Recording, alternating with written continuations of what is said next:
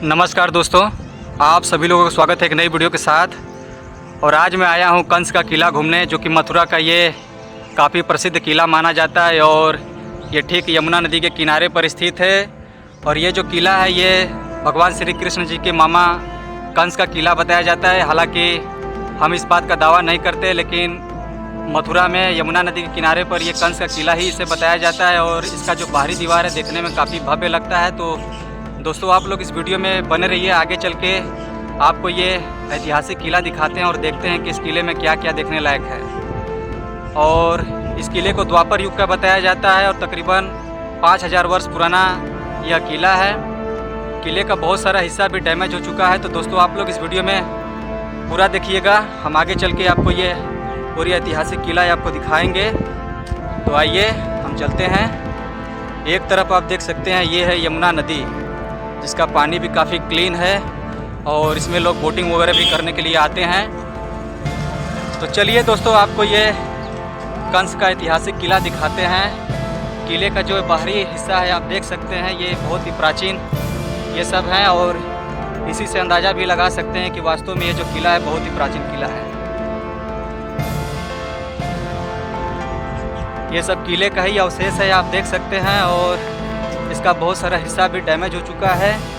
हम किले के अंदर भी चलेंगे दोस्तों और आपको अंदर चल के दिखाएंगे कि वास्तव में कंस के किले में क्या क्या देखने को मिलता है। एक तरफ आप देख सकते हैं ये यमुना नदी का बहुत ही विहंगम ये नज़ारा। आप अगर यहाँ पर आते हैं तो आप बोटिंग का भी आनंद ले सकते हैं। और मेरा ऐसा मानना है कि आप मथुरा में जब कभी भी आइए कुछ भी घूमने के लिए तो आप सारी जगहों को घूमिए। वास्तव में यहाँ मथुरा में जितने भी जगह हैं बहुत ही खूबसूरत जगह हैं। तो अब चलते हैं दोस्तों हम किले के अंदर, और किले के अंदर चल के आपको दिखाते हैं कि वास्तव में कंस का कैसा है ये किला।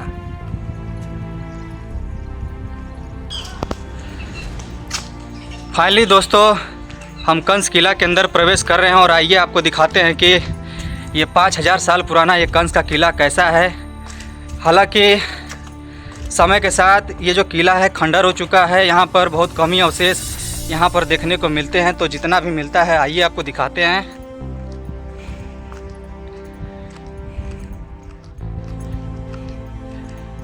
आप अगर इस किले को ध्यान से देखेंगे तो आपको ज़्यादा कुछ यहाँ पर देखने को नहीं मिलेगा, क्योंकि किले का बहुत सारा हिस्सा जो है वो डैमेज हो चुका है। और यह जो किला है श्री कृष्ण भगवान के मामा कंस का बताया जाता है। और आप देख सकते हैं इसके चारों तरफ बहुत सारे भग्नावशेष भी आपको कहीं कहीं टूटे फूटे हुए हालत में मिल जाएंगे। आइए आपको अंदर दिखाते हैं क्या है। तो किले का बहुत सारा हिस्सा बंद भी कर दिया गया है सुरक्षा की दृष्टि से, और मुझे नहीं लगता कि इधर कहीं जाने लायक है। तो आइए आपको आगे ले चलते हैं, आगे दिखाते हैं कि आगे और क्या क्या देखने को मिलता है। ये जो कंस का किला है ये द्वापर युग का बताया जाता है और किसी ज़माने में राजा कंस यहीं पर रहा करते थे। लेकिन आज के डेट में जो किला है बहुत हद तक खंडर हो चुका है। ये आज भी यहाँ पर पत्थरों के आप भग्नावशेष देख सकते हैं और इसी से अंदाज़ा लगा सकते हैं कि ये जो किला है हज़ारों साल पुराना है।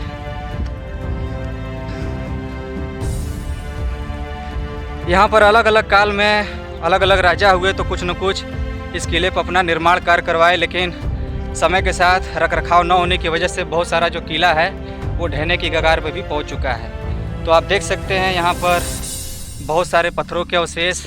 इसके नीचे भी आप देख सकते हैं कुछ किले का अंश आपको देखने को मिल जाएगा। और मुझे लगता है कि इसके नीचे भी कोई चीज़ है, हालांकि रास्ता तो हमको नहीं मालूम कि किधर से है। और यहाँ पर देख सकते हैं ये जगह जगह एक अंडरग्राउंड भी बनाया गया है और यहाँ पर लोग इसको घरनुमा भी बना दिए हैं रहने के लिए। और यह है किले का बाउंड्री, जो कि बहुत मोटी मोटी इसकी दीवारें हैं। और सामने आप देख सकते हैं यही है यमुना नदी। बहुत ही विहंगम ये नज़ारा।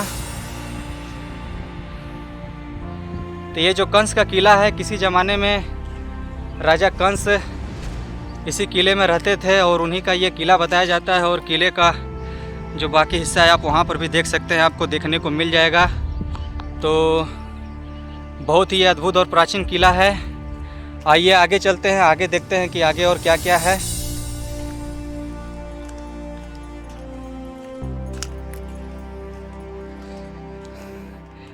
इन पत्थरों को ही आप देखकर अंदाज़ा लगा सकते हैं कि ये कितने प्राचीन रहे होंगे। और ये किले की बाउंड्री सुरक्षा की दृष्टि से उस ज़माने में इसको बनाया गया था ताकि बाढ़ होड़ का पानी किले तक ना पहुंच सके। इसीलिए ऐसे ऐसे उस ज़माने में इतने ऊंची ऊंची दीवारों का निर्माण कराकर किले का निर्माण किया जाता था।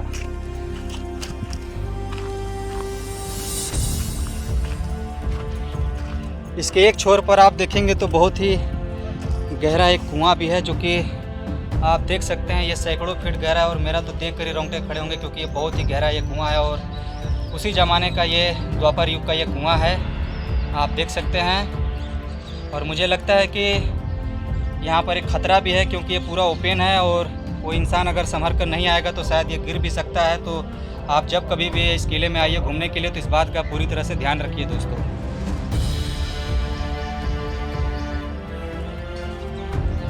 तो किले में और तो आपको ज़्यादा कुछ देखने को नहीं मिलेगा। कुआं है और किले का बहुत सारा हिस्सा ढह भी चुका है, इसीलिए समझ में नहीं आ पा रहा है कि पहले कौन सी जगह पर क्या चीज़ें रही होंगी। आइए थोड़ा सा आगे चलते हैं और आगे देखते हैं कि उस साइड में आगे क्या क्या देखने को मिलता है।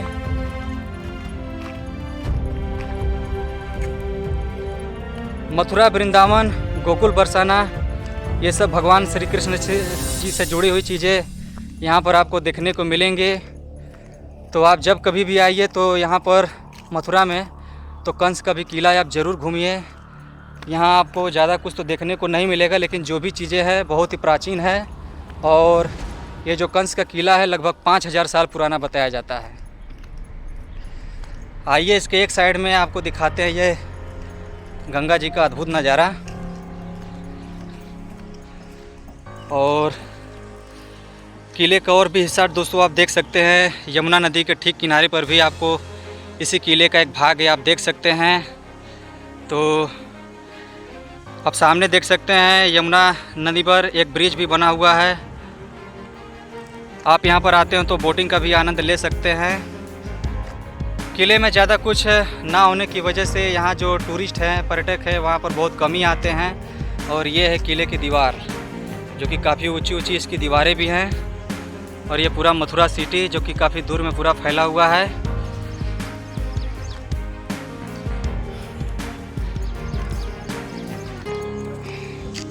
इनकी दीवारों पर भी आप दोस्तों देखकर अंदाज़ा लगा सकते हैं कि कितना यह प्राचीन ये किला किसी ज़माने में रहा होगा।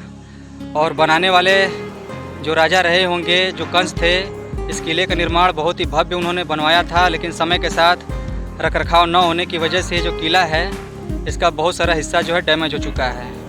तो आप जब कभी भी आएंगे कंस किला घूमने के लिए तो आपको ये जो बाहरी दीवार है, बाहरी दीवारों को आप जब देखेंगे तो ऐसा लगेगा किला बहुत बड़ा है और इसके अंदर भी बहुत सारी चीज़ें देखने को मिलेंगी। लेकिन जब आप किले के अंदर प्रवेश करेंगे तो ऐसा कुछ भी नहीं मिलेगा, क्योंकि बहुत सारा हिस्सा जो है इसका ख़त्म हो चुका है, डैमेज हो चुका है।